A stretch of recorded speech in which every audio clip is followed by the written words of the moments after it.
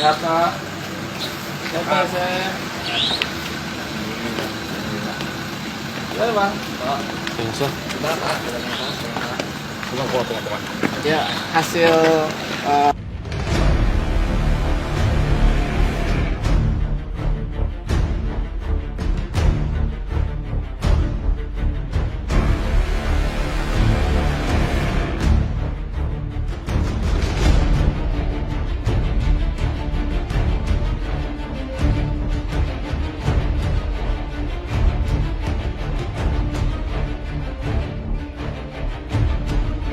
Sebelum lanjut, jangan lupa untuk like, follow, subscribe, dan share, karena berbagi itu indah. Semakin temui titik terang, Ricky Finando ungkap petunjuk penting pelaku pembunuhan ibu anak di Subang. Gagal bawa mayat korban karena mobil Alphard mendadak mati. Pelaku pembunuhan di Subang diduga bermaksud membawa pergi mayat Amalia Mustika Ratu dan Tuti Suhartini keluar rumah menggunakan mobil Alphard. Karena mesin mobil Alphard mendadak mati, pelaku pembunuhan diduga meninggalkan korbannya tetap berada di dalam mobil. Fakta tersebut terungkap saat Yoris, kakak Amalia Mustika Ratu, membuat pengakuan tentang mobil Alphard yang sempat terlacak di HP miliknya. Iya, kayaknya orang lain yang mengemudi. Kayaknya mau dibawa kabur, tapi keburu mati, ungkap Yoris. Tak hanya itu, Yoris mengaku memiliki kunci otomatis mobil Alphard yang ada di rumah ibu dan adiknya. Kunci otomatis mobil Alphard itu disebut terkoneksi dengan ponselnya Yoris. Sehingga, jika ada orang yang tak dikenali mengendarai mobil Alphard tersebut, akan langsung terdeteksi di HP Yoris. Kunci otomatisnya ada di saya. Kalau telat berapa detik, nanti bisa mati. Karena yang ngendaliin itu saya. Makanya, jeduk mati itu mesin pasti. Karena ada kunci otomatisnya. Papar Yoris. Seperti diketahui, mobil Alphard ini menjadi saksi bisu di mana jasad Tuti dan Amalia ditemukan tewas dalam bagasi mobil pada Rabu 18 Agustus 2021 silam. Sosok yang bisa membuka mobil dan memiliki kunci mobil itu pun kini jadi sorotan. Menurut keterangan saksi, Ajat, ia melihat ada sosok misterius yang tengah memarkirkan mobil berisi mayat ibu dan anak tersebut pada hari kejadian. Awalnya kan, kepala mobilnya ke atas, itu, terus saya melihat mundur, terus dia ke halaman tanah kosong, yang samping buat muterin mobil kayaknya. Papar Ajat. Diduga, pelaku hendak membawa kabur dan membuang jenazah Tuti dan Amalia namun gagal. Hal itu karena diduga pelaku itu tidak tahu cara mengemudikan mobil dan tak memegang kunci otomatis mobil.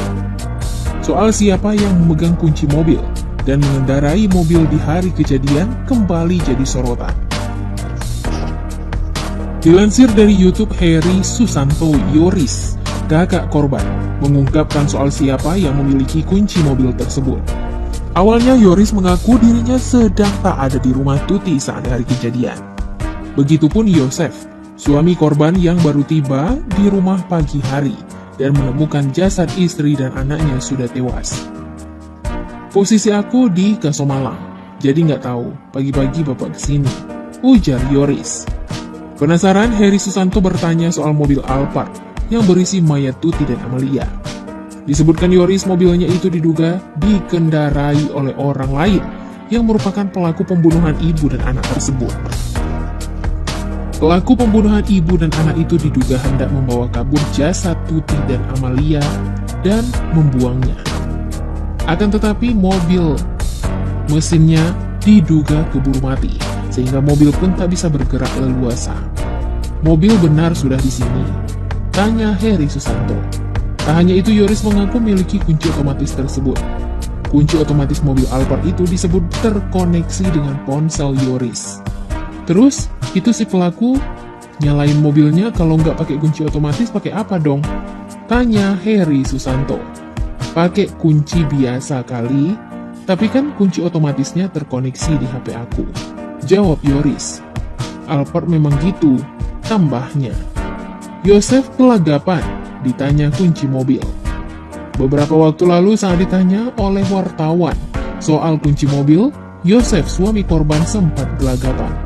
Saya disangka saya, prasangka saya ada kunci yang diambil, ujar Yosef kelagapan. Pengakuan Yosef yang terbata-bata dan kelagapan itu pun disorot oleh pakar mikroekspresi Poppy Amalia. Menurut Poppy Amalia, ada rahasia yang disembunyikan oleh Yosef. Biasanya orang kalau menjelaskan, dia menjelaskan satu orang. Tapi di sini Pak Yosef menggunakan kata ada yang diambil. Harusnya ada yang mengambil. Seperti kayak ada orang lain di tempat kejadian, ungkap Poppy Amalia. Setelah itu tiba-tiba Yosef mengungkapkan bahwa dirinya tidak mengutak-atik mobil Alphard yang berisi jasad istri dan anaknya. Saya enggak utak-atik mobil, tambah Yosef.